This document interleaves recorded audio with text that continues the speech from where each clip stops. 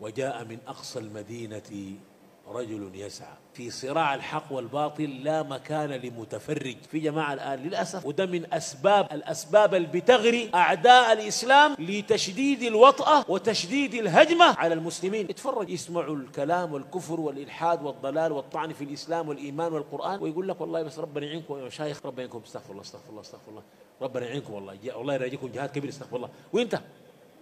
وانت ما معانا في القصه دي بالدعاء بس، اللهم انصر الاسلام والمسلمين، ما قاعد في السجود يا رب يا شيخنا. انت عارف الدعوه دي ماشي سهل. الامام احمد بن حنبل رحمه الله دخلوه السجن في قضيه انه هو بيقول القران كلام الله، قالوا له يقول مخلوق، قال ما بقول مخلوق، السجن، وده يقتلوه وقتل غيره. هو في السجن جاه واحد في السجن جوا قال تعرفني يا ابن حنبل؟ تعرفني؟ قال لا. قال انا ابو الهيثم اللص الطرار، انا اخطر نشال في بغداد. الشال خطر جدا، ما بتعرفني؟ قال ما بعرف. قال مكتوب عنه، مكتوب في ديوان أمير المؤمنين، في الديوان عندك هناك لو مشيت المحاكم حقتهم، أني جلدت 18,000 صوتا على التفاريق. الجملة 18,000، 10 و15 و10 الحاسبة تديك 18,000 صوت. وصبرت على ذلك طاعة للشيطان، فاصبر أنت طاعة للرحمن.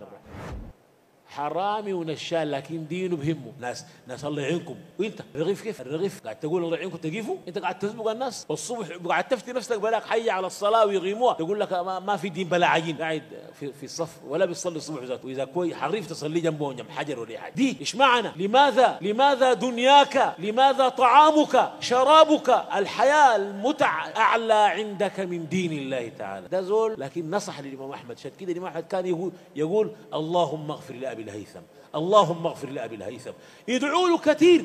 ولد عبد الله سأله، حكى له القصة دي، قال لي ده قال لي أنا أحمد رحمه الله يقول لي أبي الهيثم أنا لا أخشى السيف ده أنا إنما أخشى الصوت، يعني يعذبوني وأقوم أقول تحت العذاب. طبعا الرجل ده عنده خبرة يعني خبير في الصوت. قال يا إمام إنما هو الأول ولا تدري أين وقع الثاني، الأولاني ثاني ما بتعرفوا الثاني وقع وين، بس ما تشيلها. 18,000 خبرة دي ذاتها سخرة في نصرة الحق، قال له ما تشيلها، فكان يدعو له. إذا كنت من المتابعين الجدد اشترك الآن في القناة ليصلك الجديد بالضغط على الزر الأحمر أسفل القناة مع تفعيل الجرس، ولا تنسوا دعم المقطع بلايك.